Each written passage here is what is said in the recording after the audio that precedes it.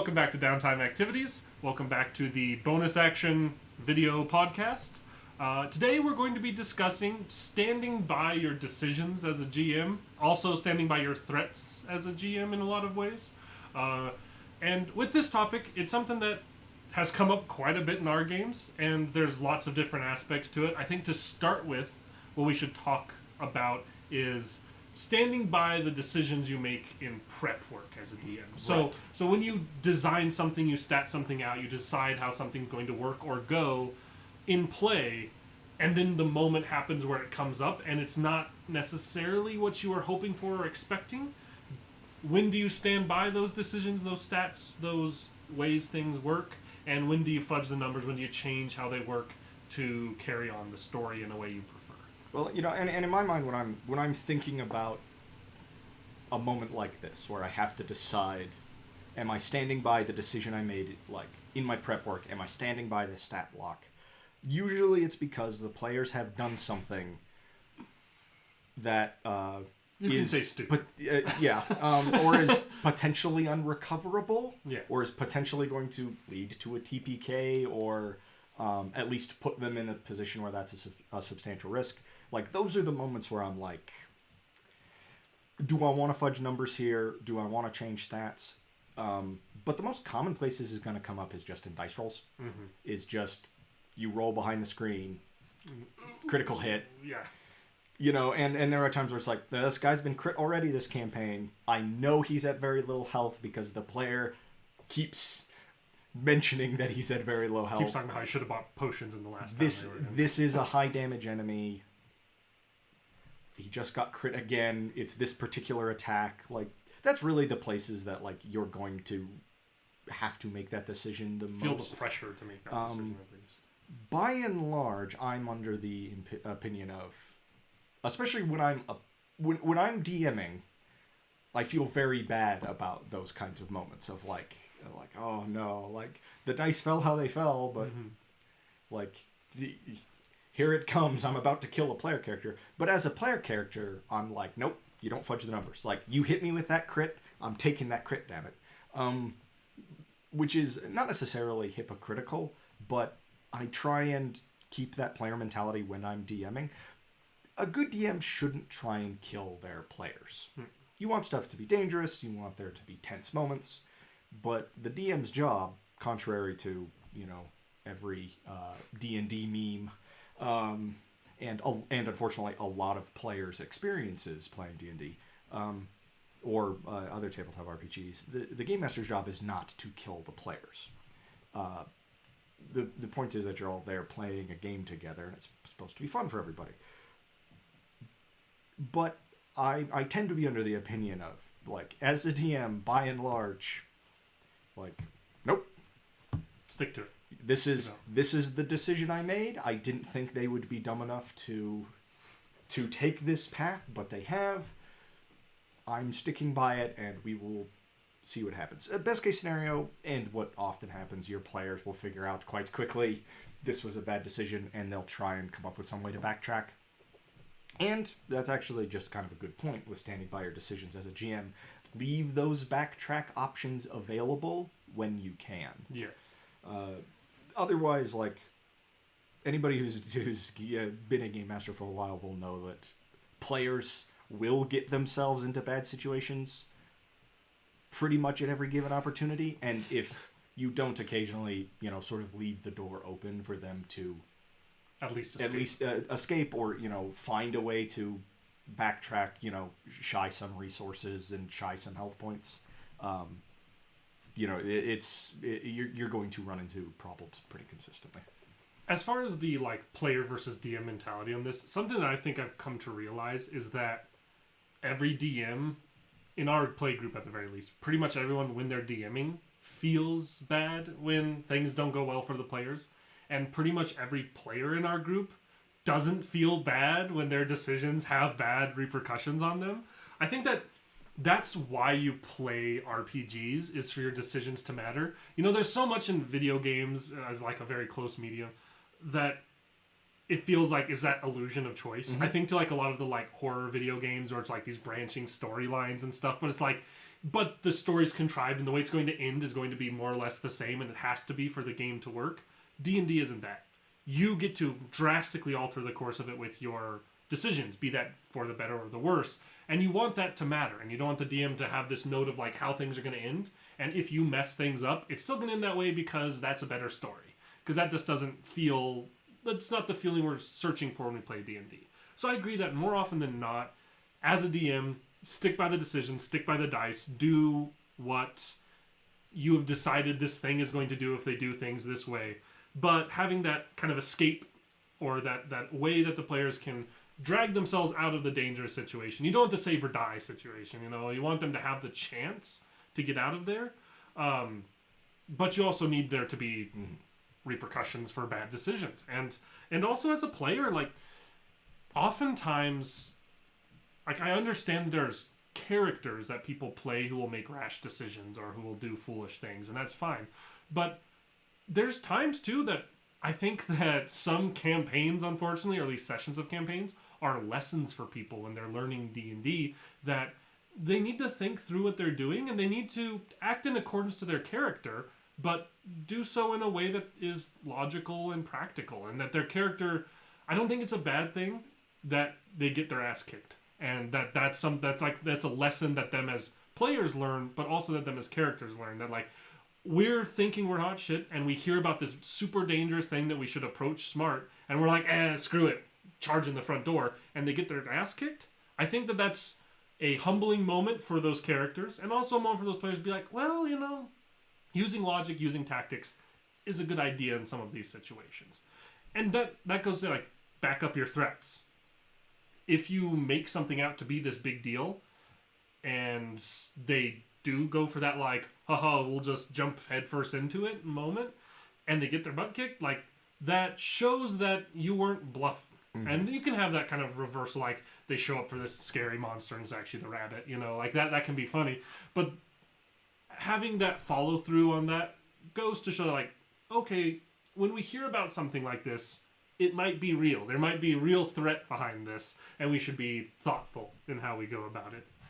And you know, there's kind of an opposite side to that same coin, which is if you've written out a stat block and your monster that you're pretty sure is going to, you know, bring your party down to its last hit points before it dies, goes out in the second round because it fails every single one of its saves, the players crit it 6 times, and come up with some stupid plan that you can't see an easy way out of, and they just wreck your, you know, carefully balanced, terrifying encounter.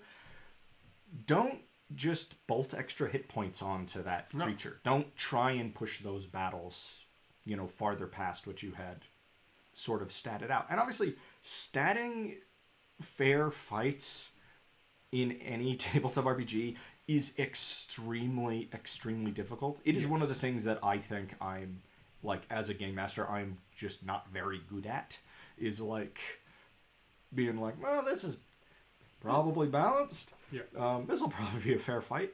And that is going to, that is just going to happen. You are either going to have bosses go out like chumps, or you're going to have dangerous monsters get, you know, stupidly drawn into a trap they never should have fallen for, and you know, the party's just going to wipe the floor with them.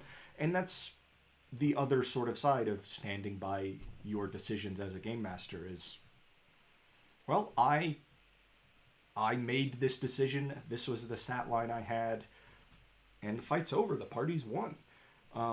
You know, I'm not going to fudge the numbers here. But that also gives rise, and really both of these examples give rise to interesting story moments. It's interesting when the party either barely wins a fight or has to retreat from a fight because, you know, either just the gods weren't with them, the dice gods, or they just were way too underleveled for the fight that they took on.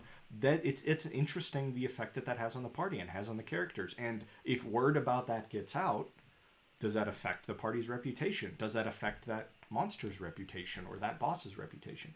And the other thing is true as well. If the party stumbles their way into victory against something they had no business winning a fight against, how does that affect how the party is viewed in the future. Are they all of a sudden getting called for everybody who has an ancient red dragon problem? Because, well, we heard you guys just... You guys dealt with one of them. Yeah, nobody took any damage. You just, they were in and out of there in 5 minutes. Well, there's another kingdom over here that's also got an ancient red dragon problem. We'd like to hire you. And then the party is forced to, deal with the fact that their reputation is way beyond their current power level, and they have to bullshit their way through everything going forward. That gives rise, either way, you're setting yourself up for interesting story moments. The times that you're not setting yourself up for interesting story moments, and why I think a lot of DMs want to fudge numbers, is stuff like TPKs. Yes. Or for people who aren't super familiar with random tabletop RPG terminology, total party kill. Party wipe. Yep. Everybody dies. Roll new characters, start new game. Yep. And that is what, again, in contrast to what many D&D memes and unfortunately many D&D groups would display, that is the last thing a game master ever wants in their story. You don't want, an occasional meaningful character death can be very cool and part of the story, but you do not want to wipe your party. Both players and DMs should not shy away from character death. You also don't want to get to the yes, you don't want to get to the Tomb of Annihilation level of this is my 4th character this one campaign. Are there any original party members left? No. So why are any of us here still doing this? We have no investment in this. We have no reason to be here. The meat grinder is a fun concept, but in practice, for our group, it's not something we really enjoy. And it takes away from meaningful character deaths. And TPKs end campaigns. And they end campaigns in really an unsatisfying way. Typically. It's the same unsatisfying feeling as... Always forget the door. There. Someday we'll close the door before we start recording. TPKs end a campaign in the same unsatisfying way as just we just stopped meeting. And whatever happened, I was really having fun playing that character. And that was a great story that was being told. And the campaign just died. TPKs have the exact same, just it feels bad, just unsatisfying conclusion to something that otherwise was going very well. And that's what drives a lot of game masters away from sort of standing by their threats and standing by their stat blocks, and drives a lot of players away from DMs standing by their threats and standing by their stat blocks, being on the receiving end of that. I think that the biggest piece of advice for this aspect of talking about sticking by your decisions as a DM that I would give, and this is a lesson learned the hard way for me, and for you, you've experienced this. Never, ever make a big red button that says TPK if you're not willing for it to happen. You can't give the big red button if you're not willing for the result of the big red button being pushed. And I once heard Johnny Chiodini, an excellent DM in the much more just kind of freewheeling, the story matters more kind of style of game mastering, once gave a piece of advice to another person who wanted to start game mastering. That's always stuck. It's always stuck with me, which is never ask your players for a roll if you're not willing to have them fail. And obviously, to some degrees, especially in games like D&D and stuff, you can't just you can't necessarily always stick by that rule. Players will do things that you're I really don't want you to fail this. So you have to be, I guess, flexible in what failure means. But I think the TPK button is very much an excellent example of that. You can't, and it even goes back to just how I put magic items into worlds now, or loot that's available in worlds. It's this is a very interesting item. By sort of the lore of the world, this should exist. But I don't want to make it available in the world, because knowing my playgroup, somebody's going to use it. And there are plenty of evil magic items that are essentially a TPK button, where it's I statted the Staff of Ultimate Destruction this way. It's what the villain wants. The villain wants it for a reason. Unfortunately, the player characters were way too dumb and way too efficient and ended up with it halfway through the campaign. You know what I mean? And it's like, and how much time passes before the player's like, well, we're in a sticky spot here. I guess I'll try the Staff of Ultimate Destruction. Nothing for it. And then you have to make that decision of... I mean, this was essentially a TPK button. The players knew what this was. You know, do I fudge the numbers here or ease the campaign over? Mm-hmm. You're right. You can't put a TPK button into the world if you're not willing. If you're not willing for the players to push it. And I think I'd like to go into a specific example here and talk about a TPK, or at least TPK adjacent thing that happened due to a thing that I statted in a world that the players interacted with in a way I didn't expect. It led to a TPK. It was essentially, yeah. It led to it. And this was a campaign that was already very dark and hopeless, and that was kind of part of the theme of it. It was kind of a bad guys have already won campaign. Long story short, big bad evil guy is on an island. The water surrounding the island has swirling spirits of the damned in it. And I have it set up so that being in this water is very bad. Being in this water is very dangerous and will kill characters rather quickly if they spend any decent amount of time in it. And my logic is that they show up after a moment, a kind of ferryman of the damned comes and brings them across, and maybe there's some sort of encounter that happens so that like a character falls in and it's this like super dangerous, we got to get him out of here in time. Or if they get to the coastline, there's a combat, and then this is like part of the combat that they can use to their advantage or can be used against them. And like, this could be a very cool thing to be in play here. What I didn't see coming was a character parting the water using the I think the shape water spell or whatever it was to move it, and then see these swirling spirits still there and be like, hey everyone, my god is with us, let's march headfirst into this. Right. We don't have to find a boat. We can walk the other side. Part the because I can part the sea. Yeah. But the spirits are still there, and I've decided what these spirits do, and so the entire party basically jumps headlong into this like massive dangerous AoE, and it sucked. It ended up with everybody basically dying in the end. It definitely, I think it killed 2 party members out, like more or less outright, before the other 2 managed to make it out.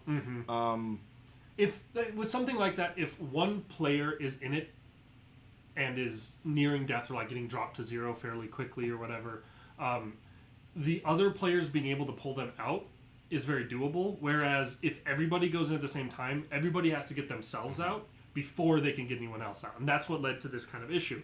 And I don't feel bad about the decision I made. I think statistically I should have done it differently, as far as like what happened when you were inside of it or whatever. But the thought process behind it, I think, was fine. I think it is a interesting thing that could be interacted with, and part of like other encounters is very interesting. I think the stats were just, I had a very rigid mindset in how you guys were going to approach it, and this rigid mindset was, it's the oh no water, who would go in there? Like who would be like, everyone let's jump in together. I was like, that'll never happen, so it's fine if it's this super dangerous thing. But you have to always assume that your players will do that. Well, and I'm not against it, and I'm not against it being as dangerous as it was, because it's an encounter. It's an obstacle that needs to be surpassed. You know, it's a threat. It's an interesting sort of defensive measure around this island, and it makes overcoming it feel important and feel like we've accomplished something. But unfortunately, that's not what it was. It ended up just being the TPK button for the campaign, because then we sort of immediately afterwards are thrust into the main boss fight of the game, minus several party members, and with no health, no spell slots, and then we lost pretty much immediately. Essentially, that's what it ended up with. And it wasn't even a fight. You know what I mean? It was like, once we stepped into the water, the campaign was over very quickly after that. But I also, and as bad as that feels, I enjoyed the character I was playing, and it felt like we were close to a victory. I do respect you sticking by that decision, because it because it mattered both for the outcome of the campaign, because it fit the theme of the campaign, but also just that, like, it would have sort of felt cheap if we'd gone on to win that campaign, but knowing that, like, should have really got jacked up back yeah, then. we're only here because, like, the DM was real hand-wavy about this spooky bullshit, and, you know, that let us sort of skate on to victory. It sort of cheapens the whole thing, and if your players know that you're not out to kill them, but that you're going to stand by your threats, and you're going to take some of that stuff seriously, it makes every victory in every campaign feel more authentic, more meaningful, because they know, like, it you don't necessarily want to foster a DM versus players mentality, but standing by your threats and standing by your decisions, especially with a play group that knows that you do that, means that every victory wasn't given to them, wasn't you know, cheapened by fudged dice rolls behind the screens, or you know scribbling out how much damage something did. I think specifically with that encounter, that situation, my only I don't regret standing by it, and I think that overall it was a learning experience for all of us. And this was earlier on when we were playing, so you know, I still enjoyed the game we played, and it was still all good and well. I think the lesson the lesson I drew from that was in more how I statted out what the water did than a lesson of, like, don't put the water there. I think that, I don't remember the exact statistical breakdown of it, but I think that it became rather hopeless just because of how, if everyone's in it, it's near impossible for anyone to get out of it. And I think that there's some things I would change going back, obviously, now, to make that more of an encounter, that if the boat, even if you guys took the boat and it got flipped over and you were all in it, like, I wouldn't want that to be a TPK either. I'd want that to be a survivable thing. A dangerous thing, but a survivable one. And I don't think the way it was statted it was. And so I think that it was something that I put the blinders on because I was like, no way do these idiots cannonball into the fuck you water. Like, I just didn't, that was the mindset I had. I'm like, I have made this and I've described it in such an obvious way that it's so dangerous that there's no way they would willingly. It was extremely obvious. There may have been at least one party member suggesting we just not bitter about it at all. Wait around and see if a boat shows up. But I think that you can't put those blinders on. You can't assume anything in what your character's decision making will be. And so that's where I made a mistake. I don't think making it dangerous was a mistake. I don't think making it be this big threat and that sticking by that was a mistake. I think just the statistical breakdown, I had it with the blinders on that there's no way these idiots would do that, is a dangerous mindset to get in, and one you shouldn't get in as a DM. You should always assume any red button will get pressed, whether intentionally or accidentally. You have to have that mindset when you're statting things out, and so don't make something that is an inescapable, unsolvable problem, because they're going to end up in it likely in some way. And so that's really the mindset takeaway, I think. And it's lesson, that bit of learning. Well, and I think, you know, the conversation about standing by your decisions across the board should be part of a conversation about, thus you should sort of make your decisions a little differently. Don't put yourself in a position where you necessarily have to fudge the numbers. Mm-hmm. Again, you're not like,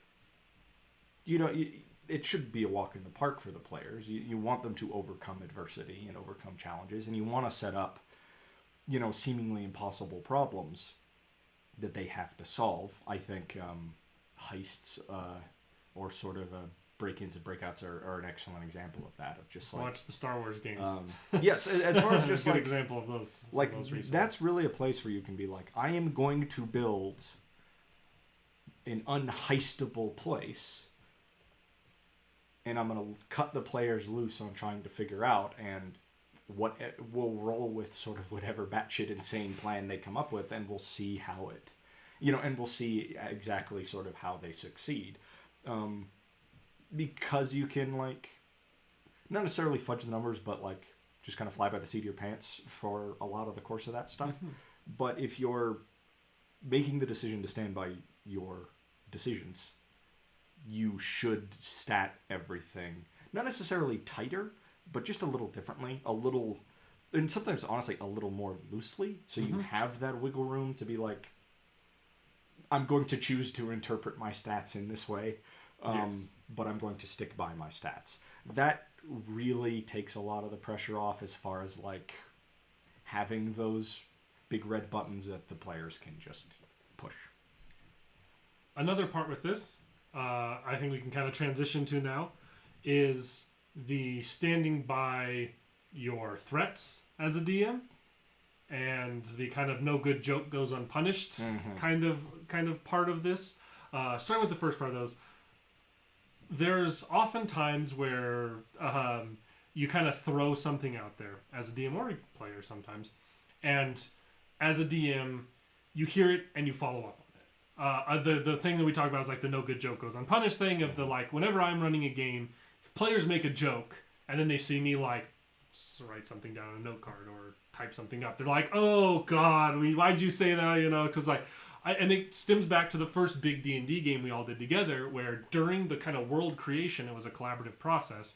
And I said, any good joke can and will be used against you during this process. And they consistently were. From the were-at that almost killed 2 party members, to just kind of a whole variety of things over the rest of the campaign. And we very much became aware of it relatively quickly, of like, you sometimes have to be careful exactly what you say out loud, because it might come up again in usually a terrible way. It might come back and literally physically bite you. But the recent Devils of the West campaign is an excellent example of that, where you just where you're introducing NPCs and describing location, and Matty G just goes like, "All right, this guy's gonna have a goofy voice, I can already tell." And then when it comes time for that NPC to talk, you, having no intention of giving that NPC a goofy voice, just look Matty G dead in the eye and go, "You asked for this," and launch into Sparky, the bartender. Rest in peace, headphones users. It's and it is kind of less of a like, not necessarily standing by your threats, but like unless you were specifically making that threat at the beginning of the game of like okay, like. Be careful what you say at the table, because like I have no problem with turning jokes into reality over the course of this campaign. Hopefully that keeps players a little better focused. It probably won't. I mean, it doesn't really limit snarky comments.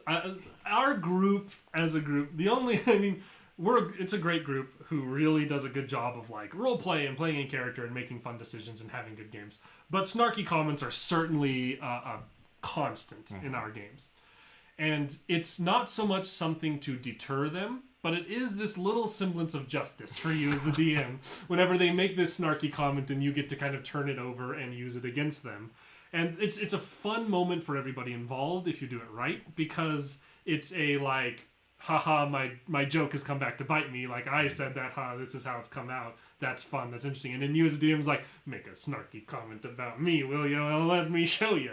And then it's something that's should be a lot lower stakes than the first part of this conversation. Like the standing by your stats and your like the danger of the world and the danger of what you've created in the story is very different from the like, you've made a joke and I've said that I'm going to use jokes against you here, so here's the comeuppance of that. That shouldn't be a TPK level threat. That should be a fun, cool interaction that's kind of the punchline of that joke coming back around. As with the standing by your threats part of that, though, there's standing by your threats in the sense of like what you've statted out and what you've said is like dangerous in the world. And then there's standing by your threats in a way of like you've put out a blanket statement over the table that like if certain behavior is consistent, that there may be a response in turn to that. And I would, again, ride the line here, and I wouldn't make it be a, like, TPK level threat or whatever, but we talked a little bit ago about the, like, Matthew Mercer Critical Role, like, all right, you do the X thing again, you're taking 2d10 damage. Every time you do X thing, you're taking 2d10 damage. Well, and then it's like 2 hours later where he just, like... another conversation's being had, and he just rolls 2 dice and goes, "You take 18 damage." Like, it's, it's not a threat that he made idly, and your playgroup does have to kind of be okay with that type of stuff. If you're just playing at a local game store with people you don't know, I probably wouldn't Mhm. pull that kind of gag, but you can definitely get away with it with friends. And there are times where you can just apprise a player or a character of the repercussions that are coming for them if they take a certain course of action. Mhm. It is absolutely possible at times to take a step back from the story and introduce a little bit of meta knowledge as far as like I want you to understand what you're talking about here. And like this is how I will be forced to respond. And and kind of put that ultimatum out and see whether the bard takes the bait or not. It's like there are times where you can absolutely have those conversations. Obviously, a lot of what you want to do is try and remain in character and try and not metagame all that much, although metagaming isn't inherently a bad thing. There is bad forms of metagaming. But like having those moments, especially with a group of friends too, where you can take a step back and actually apprise people of the repercussions of their actions and see if they still go for it, is absolutely a tool that you have. And the piece of advice that I saw back in the day is like, even if you don't go that far, quite often repeating a player's plan back to them makes them double think it. And like, it's you're at a council of war with, the king and all of the greatest knights of the land, and there's 100 people packed into this room, and your rogue's like, I pickpocket the king. It's like I want to be clear about what it is you're trying to do here. You are in a room full of hundreds of people. Everybody is looking at the king. This is a council of war, and you're going to try and pickpocket him. And quite often, even just that's enough for players to be there's an implied threat there. Yes. It's like it's you laying out that if the player follows through with this, it has essentially no chance of success, and there will be serious repercussions. And then when there are serious repercussions, the player feels like they were warned. But it makes the player kind of go home and rethink their lives for a moment, and try and decide whether or not they want to try and sell that Jedi death sticks. I guess there's suspension of disbelief, and there's trying to keep everything in character and stuff, and there's also the moment where players have set on a course of action or are planning to, where you as a DM, like you said, it's not a bad thing to just take a moment and be like, I want to be straightforward and honest with you guys as players at this table of what you've decided to do here, and giving that context of you can still go about this, but I want you to understand the gravity of your decision and the gravity of the situation. Well, and I actually sat down with my whole playgroup during the original D&D campaign that I ran, because of a course of action that you set in motion and had been setting in motion the entire campaign. But I had a moment where before we started playing, I sat down with the whole group and laid out very clearly, I want you all to understand that the course, the thing you are about to do, the thing that you're all right, next session, we're going after that giant dragon. I wanted to make it I made it very clear to the whole party that, what you're, there is a very real chance here of characters dying. And there is a very real chance here that this is the last session of this campaign. Because what you guys are going to fight is leaps and bounds beyond anything you guys had ever fought up to that point. It was essentially just the entire Ancient Red Dragon stat block doubled. I mean, damage, hit points, Terrifying. Everything. And it's a threat that is wiping out armies on every turn. But it was also kind of an optional fight. I originally had absolutely no intention that you guys would ever try and fight that dragon. I figured you guys would have maybe a conversation or two with that dragon. Skipped every possibility for a conversation with that dragon, and leapt straight into amassing all the armies of Middle Earth to march against it. Look, I don't negotiate with terrorists. He wasn't exactly a terrorist, but that also gets into villain conversations and character and NPC conversations as far as motivation and interesting depth to characters is because he is that dragon was a very interesting part of that world. My point being that I just had a very serious conversation with the playgroup about the very real possibility of a TPK and the very real possibility of characters dying, and essentially just saying, I want to make sure that everybody's okay with it if that happens. I don't want anybody to take it very personally or take it very hard if this is the last session of this campaign, because what you guys have decided to do is way above and beyond anything that you've done up to this point. And if you sit down and have a conversation like that with your playgroup, the whole playgroup, by and large, is just going to be like, no, yeah, we totally get it. Totally understand. We won't feel bad at all. And one of the characters ended up dying. And it's a hawk without a rider is what we were talking that episode. If it was a TV show, that episode would be named. And it's this dramatic moment, and it has an effect on several of the characters as this very important member of this core group is killed. But everybody is also just sort of prepared for it there. And really, as far as standing by your threats as a DM go, that's one of the most valuable tools you have, is making sure everybody's kind of prepared and okay with that eventuality.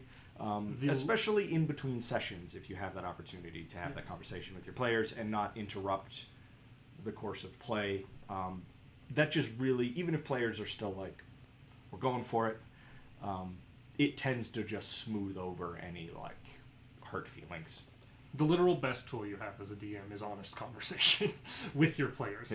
That is the number one thing. And that is an example of one that couldn't really be done in character, avoid suspension of disbelief, all that kind of stuff. There are ways to do it both. You can have that conversation in between sessions or whatever, where it's like, just so you guys understand, this is big deal, what you're choosing to do here, like that situation. Or it can be that kind of, let me regurgitate your plan back to you, but do so with full context. And I think that's a very useful tool DMs can use, because there's the rogue saying they're going to pickpocket the king. You could turn to the rogue and say, so what you're telling me is you are going to go and pickpocket the king right now. That you're sure you want to do that.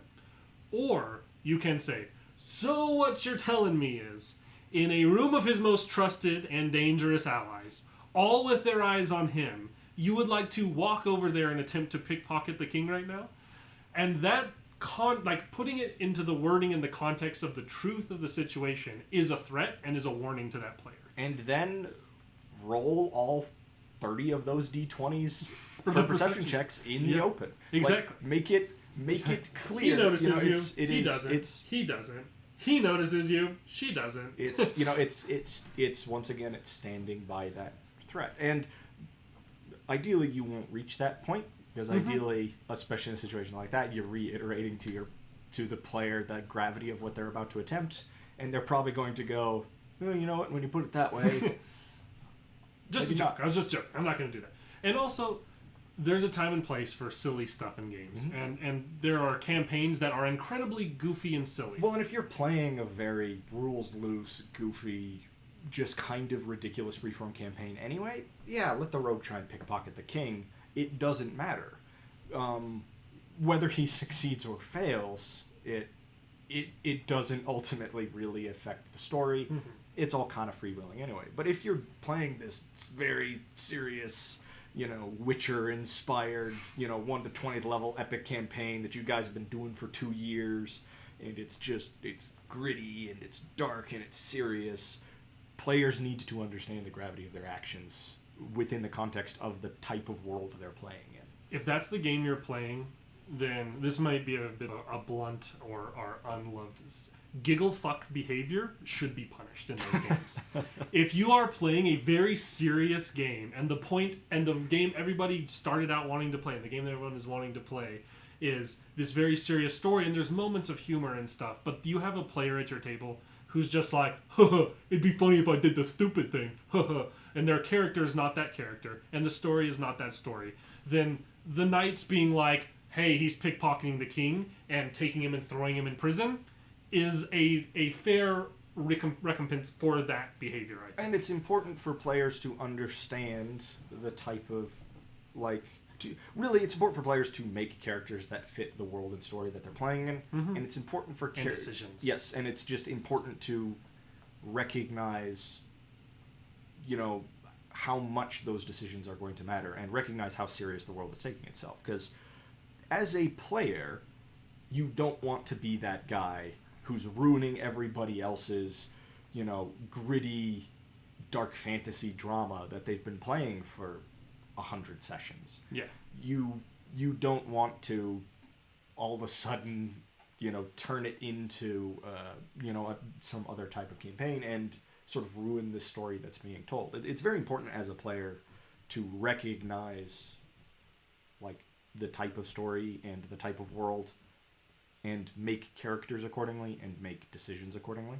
And if you're not having fun playing a certain campaign, play a different campaign. Have a conversation. Yeah, like, talk with your DM, talk with the other players. See if they're feeling the same way you are. Mm-hmm.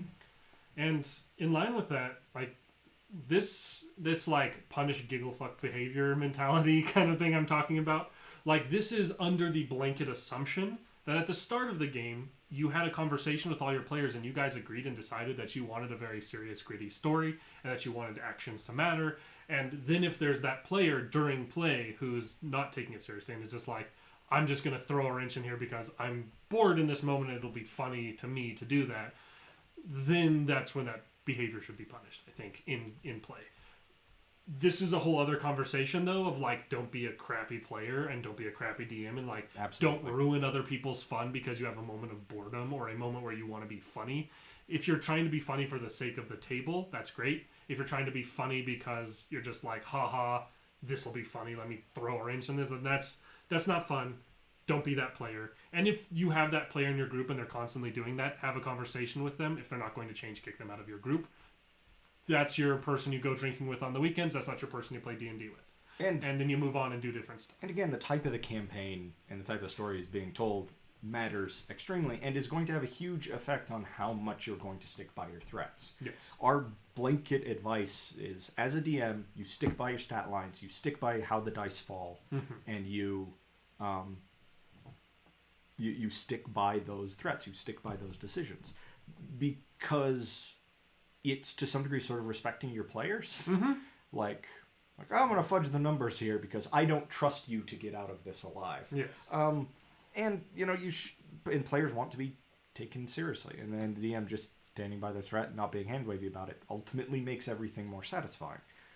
But how much you're going to stick by those decisions is ultimately going to be affected by the type of campaign that you're playing. There are plenty of campaign styles where fudging the numbers and,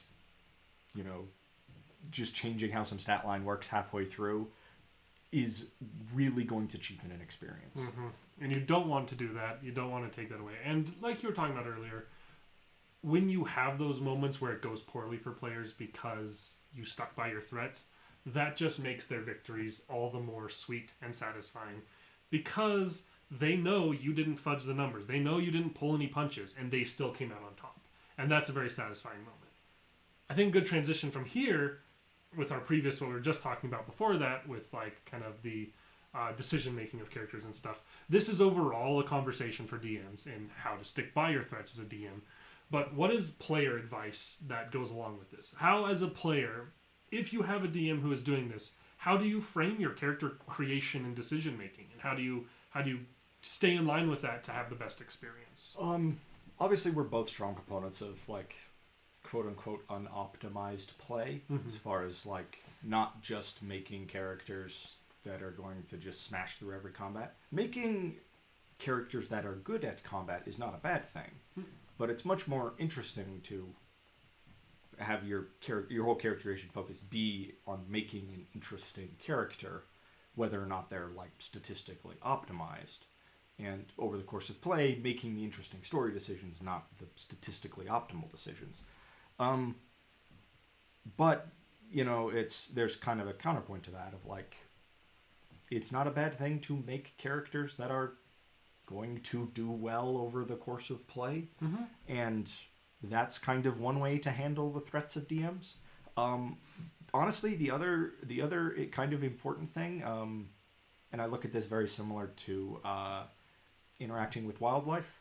Out here in Western Colorado, that's just something you hear about all the time. It's like that's all of every school trip growing up. That's every the moose doesn't want to be your friend. That's every like I'm taking a friend fishing like conversation. That's every we're a park ranger's taking us on a tour conversation of just like recognizing when animals are threatening. Mm-hmm. You need to learn when the animal known as the DM is threatening. Mm-hmm. And that's much easier. That's much easier if you're friends with your play group of just like... And been playing a long time. You know, like there are absolutely times where it's just like, I know Erickson well enough to know that what he's trying to impress on us here is don't make this decision. This is bad. Mm-hmm. And you want players to have the freedom of choice. You don't necessarily want to guide the course of... I mean, you are there to guide the course of play, but sort of within boundaries as the game master. But it's actually a very valuable player survival skill. I can't words. To learn when your DM is taking up a threatening posture, and recognize to back up. Yes. It's that's why I liken it very much to wild animal encounters. It's like learn what a threatening bear looks like and learn how to back out of that situation. Learn what a threatening DM looks like and learn how to back out of that situation. And this is good DM advice to take from this kind of conversation too, when you're talking about like you don't want to railroad players.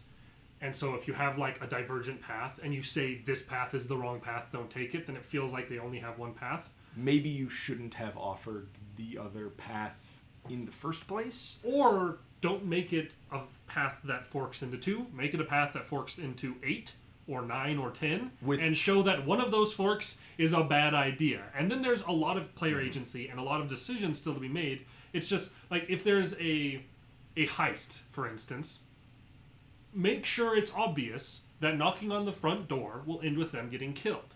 That doesn't mean that there's not 20 other ways they can approach this heist. Just make it obvious that the most straightforward is a certain death sentence. Or even by that example, 20 other ways to go in through the front door. Just the obvious direct. Just make it clear that, you know, going down to the police station and informing the police chief that they're about to rob the bank isn't the best course of action. But then if a player does that, arrest them. Mm-hmm. Stick by that threat if somebody decides to take the obviously wrong path. But you're right. The easiest way to avoid it, even if all the paths ultimately end in the same place, it feels a lot less like the sort of bad form of railroading. If you're not giving your players an obviously wrong and obviously right choice, you're giving them 4 or 5 choices, one of which is obviously wrong. Or a very open problem with no real choices, apart from the one you show is a very bad idea. Mm-hmm. And then they have total sandbox freedom in how they approach the problem. They just know that one of the options they could come up with has been shown to be a bad idea.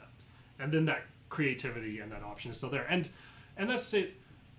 As a player, don't take this advice as my DM is going to stand by his threat, so I have to be optimal and I have to make I have to have a super tactical mind in every decision I make, because we're big proponents to making non-optimal decisions and making interesting plans to solve problems. And as a DM, we don't want people to punish that. We want people to reward that. Yes, reward creativity. That is one of the core tenets of being a good game master. Yes. Period, is to reward creativity. So as a player, make an interesting plan, not a dumb one. And there's interesting plans that seem silly or seem goofy or over the top, and those are totally fine. Don't make...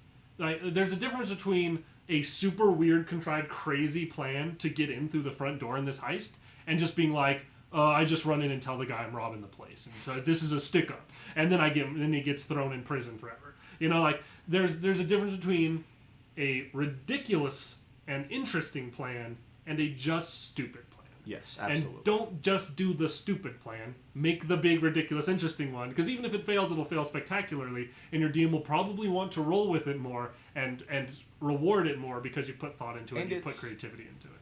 It is at times fine for a character to take the Leroy Jenkins route through a problem. Yes. But it doesn't work very well if the whole party, especially if it's being demonstrated that, like, this is the wrong path, this is a bad decision. One player doing it puts the rest of the party in the, like, oh my god, he just ran inside. Save him, boys, save him. Save him. The whole party doing it is going to be a problem. And again, it's not something you should be doing consistently. And there's a very real chance that if you're the player that is always Leroy Jenkinsing every single problem, your playgroup's probably going to really start to despise at least your character, if not just you as a human being. Like, there's not going to be the, come on, oh, boys, we went in, she went straight in, boys, save him.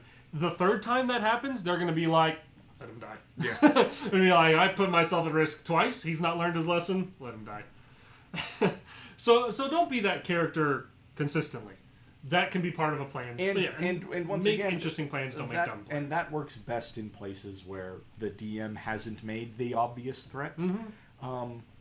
And it works best in goofier campaigns. It works best in slightly more freewheeling campaigns where, a lot of those rules decisions aren't quite as tight as they would be in much more serious or much grittier campaigns.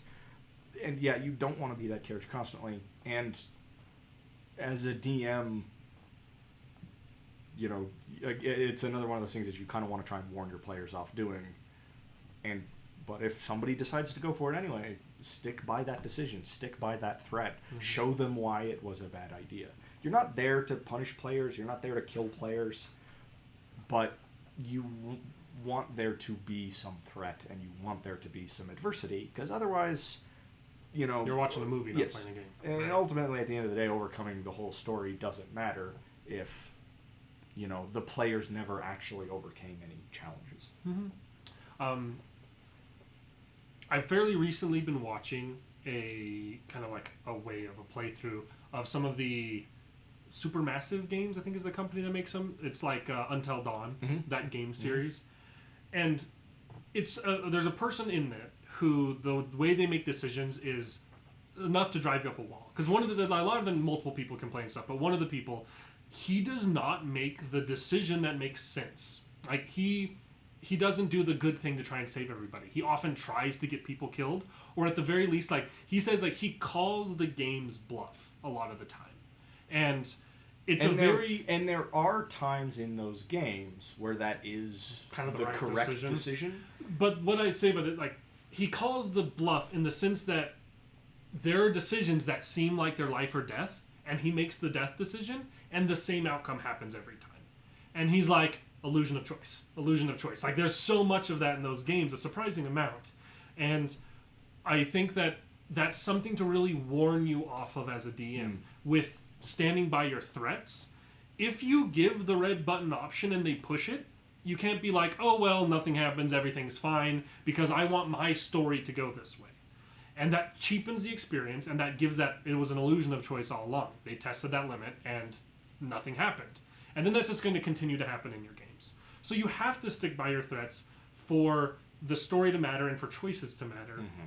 That being in line with, if you have a big red button, impress the importance of it upon the players, and if they still press it, make sure that the decision you made, that what happens when the button gets pressed makes the story not get ruined, hopefully. The button will get pressed, has to be your mindset in making any of those buttons.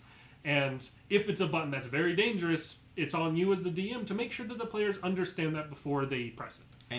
You need to understand that any super powerful magic item or, sort of fuck you spell book or ritual that you put into the world has a probably greater than 95% chance of being used at one point or another by the players. Yes. Anything I put into my games with the expectation of, regardless of who's holding it when I stat it, it's it's with the thought process of what does this look like when the players are using it, because I expect that they will.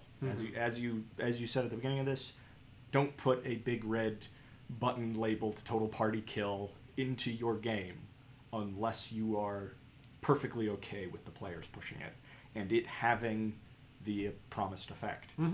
So, final bit of advice, kind of blanket statement for all of this advice: stick by your threats as a DM, but be mindful about the thought and the stats and the prep work that goes into those threats. Change your prep so that you can stand by your threats and make it matter either way, whether the players call that bluff or not.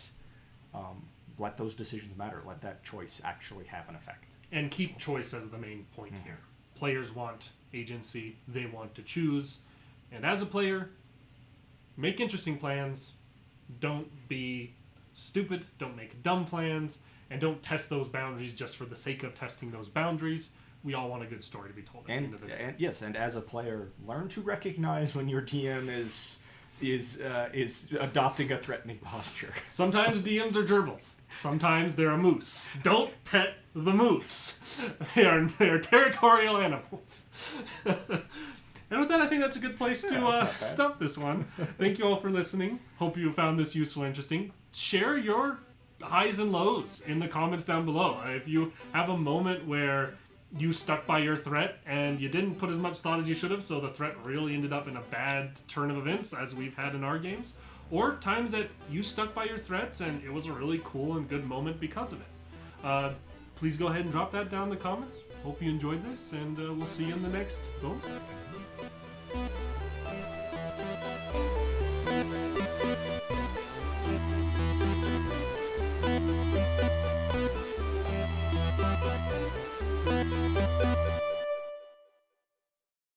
Which one? There was something that's happened in Yeehaw Spooky that I adjusted on the fly because somebody said. Somebody said something that you liked better, or somebody said something that you were like, how did you just nail my notes? Now I need to change it. Both of those things have happened. The latter more than the prior. But there was one moment in particular I'm thinking of that I had a rough idea for something, and then somebody threw something out there as like a side comment, and I was like, that's a good way to take this. And then I just went with it. But like, for instance, the going to see Mohan's wife, and you guys talking about like, oh, I better gonna run into Scratch here or something. I'm like looking at them like, they run into Scratch here. And I'm like, apparently this is a good time to run into Scratch. Because that was my plan, and they were on to me. You can usually tell where, at least, I mean, you guys have absolutely done that in my campaigns, or it's just like, just nailing something like, well, but it kind of turns into the Kellen thing usually, where somebody just nails it right away, and then everybody just ignores it until it comes back around. But you can usually tell with me when the players have had a better idea than the one I had, because all of a sudden I'm just like, oh damn, that would have been such a great way to take this. Like that is so much better than what I actually did for this side quest. Like, oh damn it. Like, I'm very vocal about whatever the players came up with is so much better than what I came up with. And you guys, Matty G had to go and make the joke, so now they've got a Zadra clone coming after you guys, so sorry about it. I really think you missed an opportunity in Devils of the West to not make, at least so far that we've seen, the hammer undead the way that Mohan is, because him continuing to show up and us continuing to kill him again and again and again would have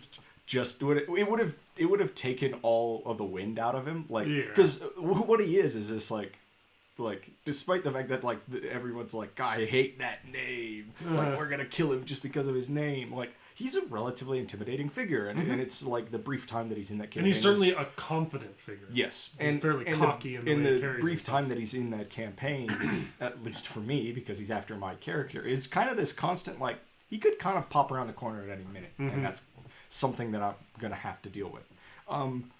But if he had just, like, every time we killed him, if he just continued to show up the rest of the campaign, it would have taken all of that, like, impressiveness out of him, and then it just would have been the bravado like, he carries himself with. And then it just would have been like, we walk into a bar and somebody's sitting at one of the bar stools, spins around dramatically to reveal him, and we've already killed him 3 times, and it's just like, oh,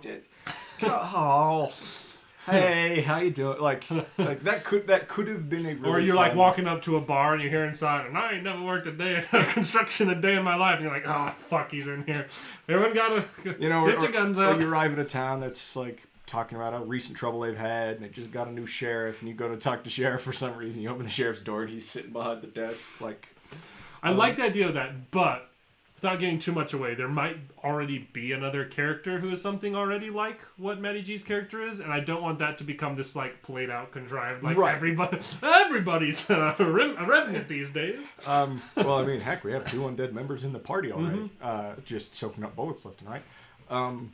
So, like, and it's a fun character because that's not the type of character you get to insert into campaigns very often. It takes kind of a particular type of campaign to... But if every other schmuck like is a guy You're right. living in purgatory, then it's not less interesting. Yeah, that character can't be done a lot of. But it's kind of one of those, like, making interesting NPCs conversations. Like, that is a fun NPC to just be throwing at your party constantly. And is a having fun way the that I've same done guy it. just show up constantly, and you just keep. This isn't what we're off. talking about today, but the like making interesting NPCs without stepping on the toes of your characters. One way you can do it Speaking of which, we were gonna do a video about that. Do we want to write that down as a bonus action? Yeah, topic? go ahead and add to voice. Okay. But the like. One of the ways that the character in Yeehaw Spooky is not going to step on Matty G's toes is that I have blatantly ripped it out of a book that him and I both love, so much as to like have the same name as the character from that book, so that I know Matty G when he meets him is gonna be like, oh, it's that guy. Oh yeah, that's cool, and so it won't feel as much like stepping on his toes. I kind of assume just thematically that you're referencing the Graveyard book. That because I know you and Matty G both read that, and it's a book that you like quite a bit. I have not read it, but I have heard it is very good. Worth the read. Worth the read. But it's Neil Gaiman, good author. I mean, NPCs are, I think, where game masters get to have the most fun. When it but comes also to where they can get themselves in the most trouble. Yes. So it's like you want to make, it's fun to make cool or interesting NPCs. But you have to stray away from kind of the like Dungeon Master's player character NPCs. That, or you have to like do it in very specific ways and usually kill that character off or use them to just like lampoon a particular type of character. The Brave Knight is an excellent example of that. Making your group of morally gray characters work with this like upstanding tally-ho. And if they're useful, they should chivalric also be a knight. hindrance. Yes. Like he can handle himself in a fight, but he's also courageously getting you into a bunch of bullshit. Or, for example, Scoos. Yes. Scoos. If you need something blown up, you got Scoos, but give him very specific and direction. Star Wars is actually the Star Wars campaign that you've been running is actually an interesting conversation when it comes to NPCs because of how many NPCs are played like player characters. Both from what I've heard of Jerry and Square's campaign with Scoos. Because at least as of the time of recording this, the campaigns have not combined yet. Which means the way I have to edit the videos is kind of weird at the moment. But it's working. I don't speaking of watch which, videos, but did it already post? Is it this week the second of the last trilogy of theirs? Yes.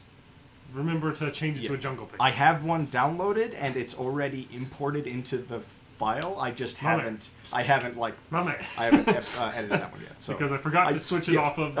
I took as many steps base. as I could to make sure that I remembered, and by that I did all of the work I could beforehand to make sure that it was all right there. But like Zadra and Skull in particular are like just kind of played like members of the party quite often, and you have done a very good job of them being characters and being useful without taking sort the of spotlight. Right, and and the Star Wars one's kind of interesting too because like taking some spotlight away from the player characters isn't necessarily a bad thing. You have to be selective and it's intelligent. Well, and we can get away with it because of our play group. But it like and like by and large, you tend to leave the decision making at the very least up to